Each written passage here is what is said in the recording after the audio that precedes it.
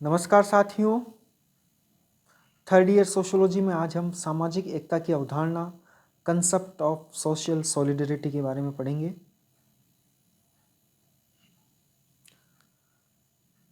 सामाजिक एकता की अवधारणा इमानुएल दुर्कheim का एक महत्वपूर्ण कंसेप्ट है, महत्वपूर्ण तथ्य है।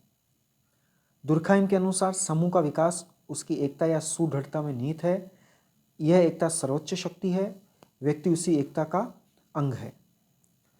इन दो प्रकार की एकता इमानुएल दुर्कheim ने बताई है। एक है यांत्रिक एकता और दूसरी है सावयवी एकता। सबसे पहले हम यांत्रिक एकता के बारे में देखते हैं। दुर्कheim ने प्रथम प्रकार की एकता को यांत्रिक एकता कहा है।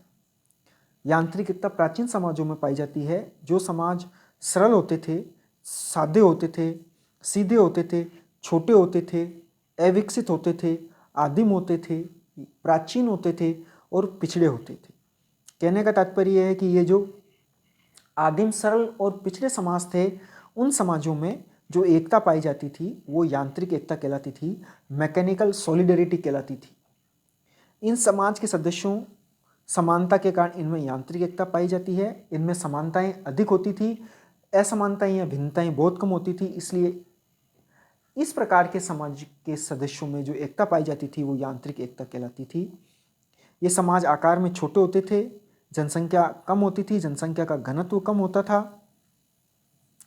साथ ही इनमें रहने वाले लोगों की आवश्यकताएं भी बहुत कम होती थी। इनमें एकता के कारण सभी क्षेत्रों में एकरूपता रहती थी। इमानुएल दुर्कheim ने एकरूपता आधारित समाज को यांत्रिक एकता बताया है। अब हम देखते हैं यांत्रिक एकता की विशेषताएं। पहला है भेदभाव रहित समाज, दूसरा है व्यक्ति का द्वितीयक स्थान, तीसरा है सामूहिक चेतना, चौथा है आचार संहिता, पांचवा है मानव व्यवहार और मनोविज्ञान, छठा है कानून, नैतिकता और सामाजिक नियंत्रण, सातवां है एकात्मकता और सामाजिक बंधन, आठवां है राजनीतिक शासन प्रणाली, नौवां है आर्थिक संगठन और 10वां है धर्म एवं विचारधारा। यांत्रिक एकता की विशेषताओं में पहली विशेषता हम देखते हैं जो दुर्कheim ने बताई है, भेदभाव रहित समाज। दुर्कheim यांत्रिक एकता का भेदभाव रहित समाज की व्याख्या करते हैं। तो इस प्रकार के समाज से उनका तात्पर्य आदिम और ग्रामीण समाज से है। यानी कि यांत्रिक एकता जो है वो उसके कारण भेदभाव रहित समाज होता है, और भेदभाव रहित समाज एक सरल समाज होगा, प्राचीन समाज होगा, पुराना समाज होगा। दूसरा है व्यक्ति का द्वितीयक स्थान, सेकेंडरी पोजीशन ऑफ इंडिविजुअल्स। यांत्रिक समाज में व्यक्तियों का स्थान गौण होता है, ज़्यादा इंपॉर्टेंट नहीं होता, बल्कि समाज का स्थान महत्वपूर्ण होता है। व्यक्ति के सामने समाज को ज़्यादा महत्व दिया जाता है। तीसरा है सामूहिक चेतना, कलेक्टिव कॉन्शियसनेस। यांत्रिक एकता वाले समाजों में सामूहिक चेतना पाई जाती है, कलेक्टिव कॉन्शियसनेस पाई जाती है, पूरे समाज की चेतना पाई जाती है। इसका उदाहरण दिया है आगे और कि यदि कोई भी व्यक्ति जो समाज को के विश्वास और संवेगों को आघात पहुंचाता है, अपराध करता है, ऐसे अपराधी को दंड देने का काम समाज करता है, तथा जब कोई व्यक्ति कानून का उल्लंघन करता है तो उस अपराधी को उस अपराध द्वारा की गई क्षति की पूर्ति करवाने का प्रयत्न किया जाता है। चौथा है आचार संहिता, कोड ऑफ कंडक्ट। इस प्रकार के समाजों में आचार संहिता के नियम होते हैं कि हम व्यक्ति को ये करना है, ये नहीं करना है, ये निषेध है और इन कार्यों को करना है। पांचवा है मानव व्यवहार और मनोविज्ञान, ह्यूमन बिहेवियर एंड साइकोलॉजी।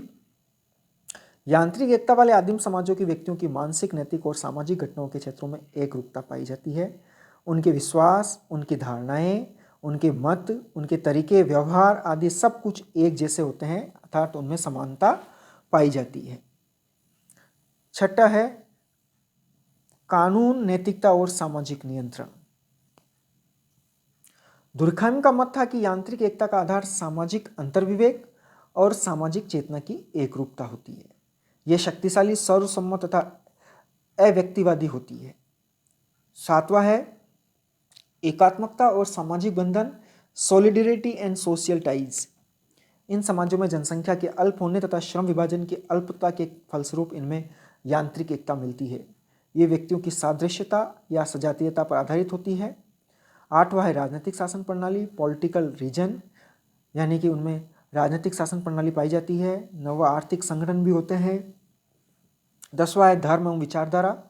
इसको हम देखते हैं थोड़ा सा। दुर्खाइम ने निष्कर्ष प्रस्तुत किया कि इन आदिम समाजों में यांत्रिक एकता का मुख्य कारण धर्म एवं इनकी विचारधारा है। धर्म का महत्वपूर्ण स्थान होता है। धर्म का समाज पर काफी नियंत्रण होता है। आगे देखते हैं हम। दुर्खाइम के अनुसार यांत्रिक एकता और दमनकारी कानून में परस्पर संबंध है।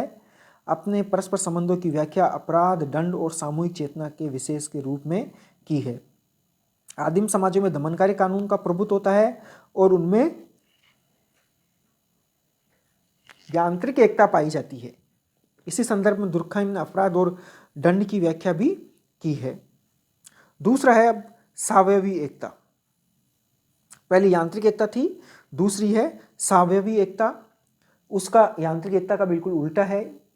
यांत्रिक एकता प्राचीन समाजों में पाई जाती थी, पुराने समाजों में पाई जाती थी, सरल समाजों में पाई जाती थी, आदिम समाजों में पाई जाती थी। और सावयवी एकता वर्तमान समाजों में पाई जाती है, जो कि काफी भिन्नता लिए हुए है।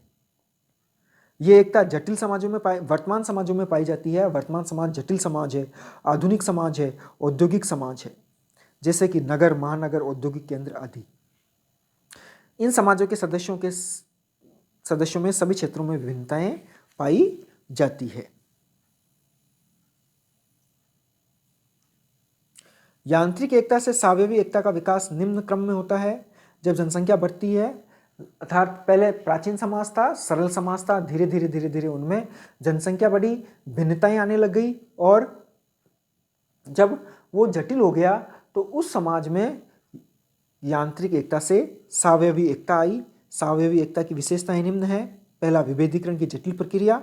दूसरा, समाज के विभिन्न अंगों एवं व्यक्तियों के अन्योन्य आश्रितता में वृद्धि। तीसरा है श्रम विभाजन में वृद्धि तथा विभिन्न व्यवसायों का विकास। चौथा है सामूहिक प्रतिनिधान। पांचवा है कानून। छठा है मानव व्यवहार और मनोविज्ञान। सातवां है कानून, नैतिकता और सामाजिक नियंत्रण। आठवां है एकात्मकता और सामाजिक बंधन। नौवां है राजनीतिक शासन प्रणाली। 10वां है आर्थिक संगठन। 11 है धर्म और विचारधारा। पहला है सावयवी एकता की विशेषताओं में पहली विशेषता है विविधीकरण की जटिल प्रक्रिया, कॉम्प्लिकेटेड प्रोसेस ऑफ डिफरेंशिएशन। वर्तमान समाज बहुत ज़्यादा भिन्नता लिए हुए हैं और उनमें विविधीकरण की जो प्रक्रिया है वो बहुत ही जटिल है। दूसरा है समाज के विभिन्न अंगों एवं व्यक्तियों के अन्योन्य आश्रितता में वृद्धि, increase interdependency of different part and persons of society, यानी कि समाज के जो विभिन्न अंग है और व्यक्ति है वो एक दूसरे पर अब बहुत ज़्यादा निर्भर हो गए हैं। पहले सेल्फ डिपेंडेंट थे, अब दूसरों पर निर्भरता इनकी बढ़ गई है। तीसरा है श्रम विभाजन में वृद्धि तथा विभिन्न व्यवसायों का विकास, development of many occupation and increase division of labour. जब समाजों में जटिलता बढ़ी, आकार बढ़ा इनका, तो श्रम विभाजन में भी वृद्धि हुई और भिन्न भिन्न प्रकार के व्यवसायों का निर्माण होने लगा, भिन्न भिन्न प्रकार के व्यवसाय उत्पन्न होने लगे। चौथा है सामूहिक प्रतिनिधान, कलेक्टिव रिप्रेजेंटेशन। दुर्खाइम ने सामूहिक प्रतिनिधान की अवधारणा का प्रयोग श्रम विभाजन तथा सामाजिक तथ्य एवं धर्म के समाजशास्त्र में भी किया है। सावयवी समाज में सामूहिक प्रतिनिधान पाया जाता है, पूरे समूह का प्रतिनिधान पाया जाता है। पांचवा है कानून। कानून से तात्पर्य यह है कि वर्तमान समय में अपराधों पर नियंत्रण रखने के लिए लिखित कानून होते हैं। इन कानून में कानून, अपराध, दंड आदि अवधारणाओं का प्रयोग किया है। और सावयवी समाज में जब व्यक्ति कोई अपराध करता है तो उसको दंड दिया जाता है। छठा है मानव व्यवहार और मनोविज्ञान, ह्यूमन बिहेवियर एंड साइकोलॉजी। सातवां है कानून, नैतिकता और सामाजिक नियंत्रण। आठवां है एकात्मकता और सामाजिक बंधन। नौवां है राजनीतिक शासन प्रणाली। 10वां है आर्थिक संगठन और 11 है धर्म और विचारधारा। Thank you.